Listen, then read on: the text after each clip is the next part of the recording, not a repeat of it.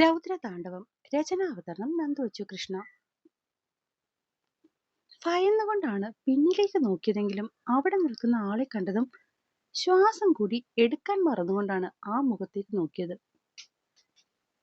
അഗ്നിയേട്ടൻ. ഞെട്ടിക്കൊണ്ടുള്ള തന്റെ നോട്ടത്തിന്റെ ദിശ മാറുന്നതിന് മുന്നേ തന്നെ ആള് തന്റെ കയ്യും പിടിച്ച് നടന്നു കഴിഞ്ഞിരുന്നു. ഒരു പാവ പോലെയാ പിന്നാലെ പോയത്.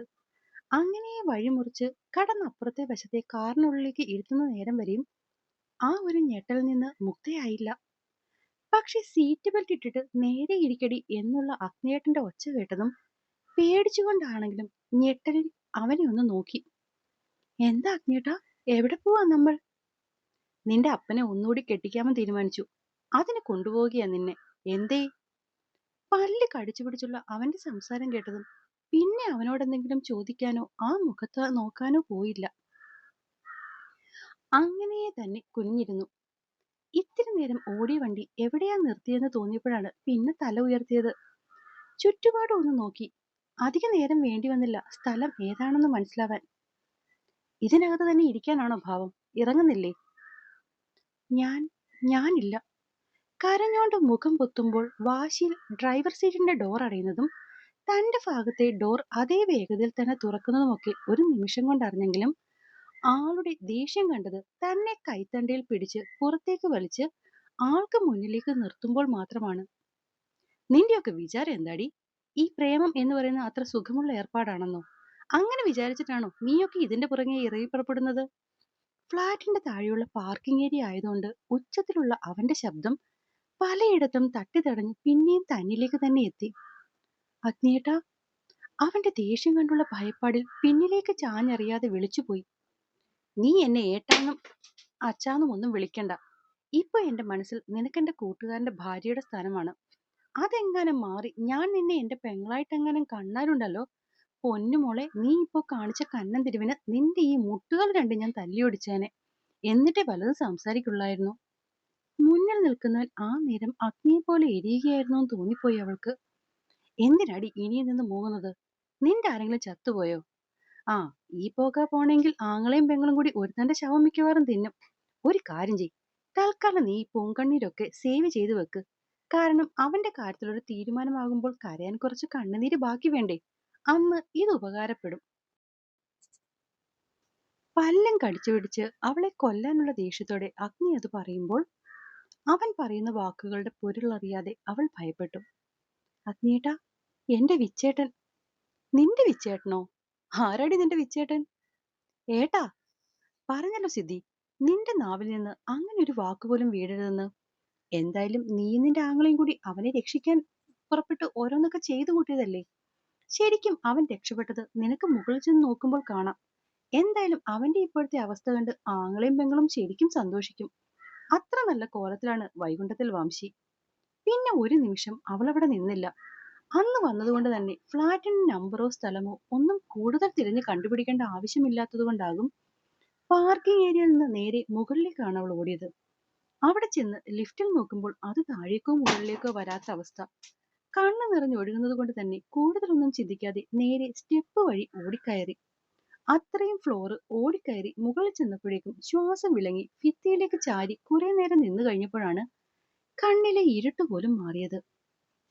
നെഞ്ചിൽ കൈവച്ച് ശ്വാസം വലിച്ചെടുത്തുകൊണ്ട് മുന്നിലേക്ക് നടന്നതും വഴി തടഞ്ഞുകൊണ്ട് അഗ്നി കയറി നിന്നു. എങ്ങോട്ടാ നീ? പ്ലീസ് അഗ്നിയേട്ടാ. എന്ത് പ്ലീസ്? നീയും നിന്റെ ആങ്ങളെയും കൂടി അവനെ രക്ഷിക്കുന്നത് എന്തേ പാതിയിൽ നിർത്തിയോ? അതാണോ ഇപ്പൊ ഈ കാണാനുള്ള വെപ്രാളം? ആവോളം പുച്ഛത്തോടെ അവൾക്ക് വഴി മാറി കൊടുക്കാതെ നിൽക്കുന്നവന്റെ കാലിലേക്ക് ആ നേരം കൊണ്ടവൾ വീണിരുന്നു. ഞാൻ ഞാനൊന്ന് കണ്ടോട്ടെ. തന്റെ കാലിൽ വട്ടം ചുറ്റി കരയുന്നവളെ കണ്ടതും അഗ്നിയും പതറിപ്പോയി. ഇന്നലെ മുതൽ കൺമുന്നിൽ കാണുന്ന ഒരുവന്റെ അവസ്ഥയിൽ ഉണ്ടായ ദേഷ്യത്തിൽ ചെയ്യുന്നതാണ് ഇതെല്ലാമെങ്കിലും ഇപ്പൊ ഒരുവൾ അവനു വേണ്ടി തന്റെ കാലിൽ പിടിച്ച് അപേക്ഷിക്കുമ്പോൾ അത് കാണാതിരിക്കാൻ മാത്രമുള്ള കരിങ്കൽ ഹൃദയമൊന്നും അഗ്നിക്കും ഇല്ലായിരുന്നു. കാണാൻ ഞാൻ സമ്മതിക്കാം. പക്ഷെ ഇനി ഇതുപോലെ പാതി വഴിയിൽ അവനെ നീ ഉപേക്ഷിക്കില്ല എന്ന് ഞാനെങ്ങനെ വിശ്വസിക്കും? ഈ ലോകത്തുള്ള സകല ദൈവങ്ങളാണ്, ഞാൻ മനസ്സുരുകി പ്രാർത്ഥിക്കുന്ന എന്റെ മഹാദേവനാണ്, ഈ ലോകത്ത് ഒന്നിനു വേണ്ടിയും ഈ സിദ്ധിദാത്രി വംശയെ ഉപേക്ഷിക്കില്ല. സത്യം. പ്ലീസ് അഗ്നിയേട്ടാ, ഞാൻ എന്റെ വിച്ചേട്ടനെ ഒന്ന് കണ്ടോട്ടെ. പിന്നെയും അവൾ അവന്റെ കാലിൽ പിടിച്ചു കരഞ്ഞതും അഗ്നി അവളെ ചുമലിൽ പിടിച്ചുയർത്തി. നീയും നിന്റെ ചേട്ടനുമെല്ലാം ഒരുപക്ഷെ അവന്റെ നന്മയാകും കരുതിയിട്ടുണ്ടാവുക. പക്ഷേ വംശിയുടെ ജീവനാണ് നീ. അതുകൊണ്ട് തന്നെ നീ ഇല്ലായ്മ അവനിലുണ്ടാക്കിയത് എന്താണെന്ന് ആ മുറി തുറന്ന് കയറുമ്പോൾ നിനക്ക് മനസ്സിലാവും. അതുകൊണ്ട് ആദ്യവും അവസാനവുമായി ഞാൻ നിന്നോട് ഒരൊറ്റ കാര്യമേ ആവശ്യപ്പെടുന്നുള്ളൂ. ഒന്നിന്റെ പേരിലും ഒരിക്കലും നീ അവനെ ഉപേക്ഷിക്കരുത്. അഥവാ എന്നെങ്കിലും നീ ഉപേക്ഷിച്ചാൽ പിന്നീട് അറിഞ്ഞോ അറിയാതെ പോലും നീ എന്റെ കൺമുന്നിൽ വരരുത് സിദ്ധി. വന്നാൽ അന്ന് നിന്റെ അവസാനമായിരിക്കും. അതും എന്റെ ഈ കൈകൊണ്ട് തന്നെ. വലിഞ്ഞു മുറുകിയ മുഖത്തോടെ അവളെ ദേഷ്യത്തോടെ നോക്കി അവൾ മുന്നിൽ നിന്ന് മാറിയതും അവൻ പറഞ്ഞ ഓരോ വാചകവും വെറുതെയല്ല എന്നവൾക്കറിയാമായിരുന്നു. അതുപോലെ തന്നെ ഇത്രയുമൊക്കെ അവൻ പറയണമെന്നുണ്ടെങ്കിൽ അകത്ത് കിടക്കുന്നതിന്റെ അവസ്ഥ എന്താകും എന്നുള്ള ചിന്തയിൽ പോലും അവളുടെ ഹൃദയം പിടഞ്ഞുപോയി ആ നിമിഷം കൊണ്ട്. നെഞ്ചിടിപ്പ് ഉയർന്ന് ഏറെ ടെൻഷനോടെയാണ് അവൾ ആ വാതിലിന്റെ പിടി അയച്ചത്. അകത്തേക്ക് കയറി ചെല്ലുമ്പോൾ ആ മുറിയുടെ അവസ്ഥ അവൾ മനസ്സിൽ കണ്ടിരുന്നു. പക്ഷേ അവളെ തീർത്തും ഞെട്ടിച്ചുകൊണ്ട് ഫ്ളാറ്റിന്റെ ഹാളിൽ പ്രത്യേകിച്ച് പ്രശ്നമൊന്നും കണ്ടില്ല. സാധാരണ ദേഷ്യം വന്നു കഴിഞ്ഞാൽ കയ്യിൽ കിട്ടുന്നത് തകർത്തു പൊട്ടിച്ച് അവിടെയാകെ നാശമാക്കുന്നതാണ് ആദ്യത്തെ രീതി. പക്ഷെ ഇതിപ്പോ അങ്ങനെയല്ല. അന്ന് വന്നതുപോലെ തന്നെ ഫ്ളാറ്റ് അത്രയും നീറ്റാണ്. അവളുടെ കണ്ണുകൾ പെട്ടെന്ന് വംശിയെ തേടി. അവിടെയെങ്ങും അവനില്ല. പുറത്തിറങ്ങി അഗസ്ത്യയോട് ചോദിക്കാമെന്ന് വെച്ചാൽ തന്നെ ഇവിടേക്ക് കയറ്റിവിടുന്ന നേരം തന്നെ തിരിഞ്ഞു പോയവനെ പറ്റി അവൾ ഓർത്തു. അതുവരെ ഇല്ലാതിരുന്നൊരു ഭയം അവളിൽ നിമിഷം കൊണ്ടാണ് ജനിച്ചത്. അതേ പേടിയോടെയാണ് അവൾ കഴിഞ്ഞ വട്ടം അവൻ തന്നെ കൊണ്ടുകിടത്തിയ മാസ്റ്റർ ബെഡ്റൂമിന്റെ വാതിൽ തുറന്നത്. ആകെ ഇരുട്ട് മൂടിക്കിടക്കുന്ന മുറി. കട്ടലുകളാകെ ചുറ്റിയിട്ടിരിക്കുന്നതുകൊണ്ട് തന്നെ അതകറ്റാതെ ആ മുറിയിൽ ഒരു തുള്ളി വെട്ടം കയറില്ല എന്ന് കഴിഞ്ഞ തവണ തന്നെ മനസ്സിലായതാണ്. ഉള്ളിൽ ഉയർന്നു പോകുന്ന ഭയത്തിന് മുകളിൽ വംശി അവിടെ ഉണ്ടോന്ന് അറിയാനുള്ള തിക്കുമുട്ടലായിരുന്നു അവളുടെ മനസ്സ് നിറയെ. അതുകൊണ്ട് തന്നെ അതിനുള്ളിലെ ഇരുട്ട് അവളെ ഭയപ്പെടുത്തിയില്ല. വാതിൽ മലക്കെ തുറന്ന് അകത്തേക്ക് കയറി 2 ചുവട് വെച്ചതും എന്തിലോ പോയി കാലിടിച്ചു. ഒന്ന് ഞെട്ടിക്കൊണ്ടവൾ കുനിഞ്ഞു നോക്കുമ്പോൾ ഏതോ കുപ്പിയിലാണ് കാല് തട്ടിയത്.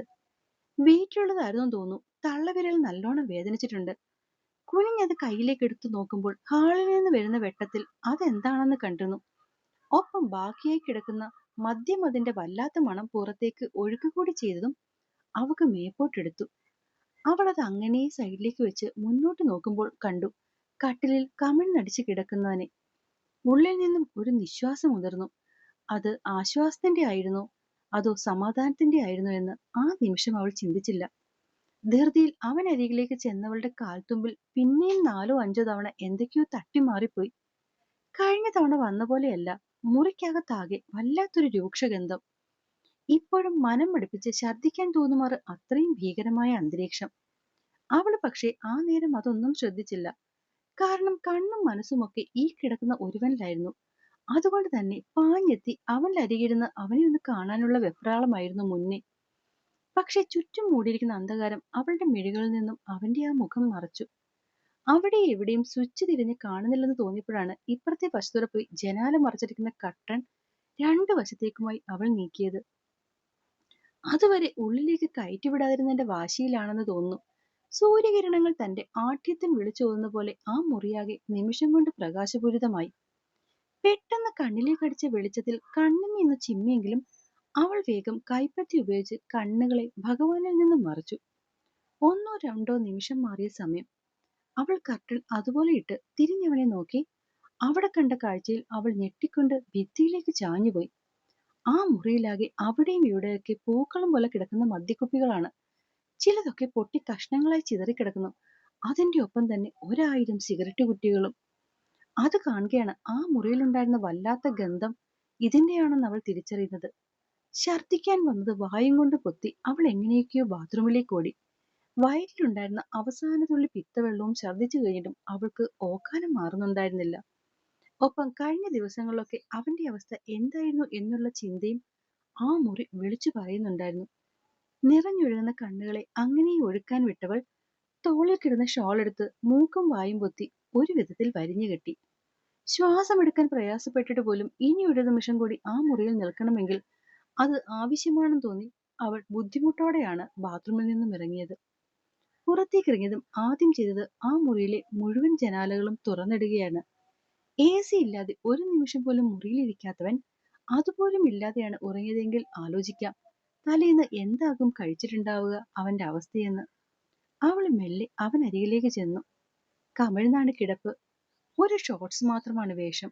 അരികിലേക്ക് ചെന്ന് ആ ദേഹത്തേക്കൊന്ന് കൈതൊട്ടപ്പോൾ തന്നെ മനസ്സിലായി ആകെ വിയർത്ത് കുളിച്ചാണ് കിടപ്പെന്ന്. മുടി ബണ്ണ് ചെയ്യാതെ ഇട്ടിരിക്കുന്നോട് തന്നെ അത് ആകെ അഴിഞ്ഞ് മുഖത്തെ മറച്ച് തലയുടെ മുന്നിലേക്ക് കിടക്കുന്നുണ്ട്. അവൾ അതിനെ വിരൽത്തുമ്പിൽ ചെവിക്കരികിലേക്ക് ഒതുക്കി വെച്ചു. നല്ല ഉറക്കമാണ്. ഒഴുകിയിറങ്ങുന്ന കണ്ണുനീർ തുടയ്ക്കാതെ തന്നെ അവൾ അവന്റെ കവിളിൽ അമർത്തി ചുംബിച്ചു. പിന്നെ അത് നെറുകിലേക്കും കണ്ണിലേക്കും മൂക്കിലേക്കുമൊക്കെ പാഞ്ഞു പിടിച്ചൊരു ഭ്രാന്ത് പോലെയായിരുന്നു അവളുടെ ചുണ്ടുകൾ തേരോട്ടം തുടങ്ങിയത്. അവളുടെ ആ പിടുത്തവും ബലവും അത്രയും കൂടിയതുകൊണ്ടാണെന്ന് തോന്നുന്നു അവൻ മുഖം ഒന്ന് ചുളിച്ച് സൈഡിലേക്ക് ചരിഞ്ഞു കിടന്നത്. അതുകൂടിയായതും അവൾ ആ നെഞ്ചിലേക്ക് പറ്റിച്ചേരും വിധം അവനെ ആകെ പുണർന്നുകൊണ്ട് അവളുടെ ചുണ്ടുകൾ ഇടതടവില്ലാതെ അവന്റെ ഇടനെഞ്ചിനെ പിന്നെയും പിന്നെയും ആഴത്തിൽ ചുംബിച്ച് തന്റെ കണ്ണുനീര് ആ നെഞ്ചിലേക്ക് ഒഴുക്കി അവനെയും ചുറ്റിപ്പറ്റി ചേർന്ന് കിടന്നു. അപ്പോൾ എന്നെ കേൾക്കുകയും വായിക്കുകയും ചെയ്യുന്ന എൻ്റെ കൂട്ടുകാർക്ക് കഥ ഇഷ്ടമാകുന്നുണ്ടെങ്കിൽ സബ്സ്ക്രൈബ് ചെയ്ത് സപ്പോർട്ട് ചെയ്യാൻ മറക്കല്ലേ. നന്ദി.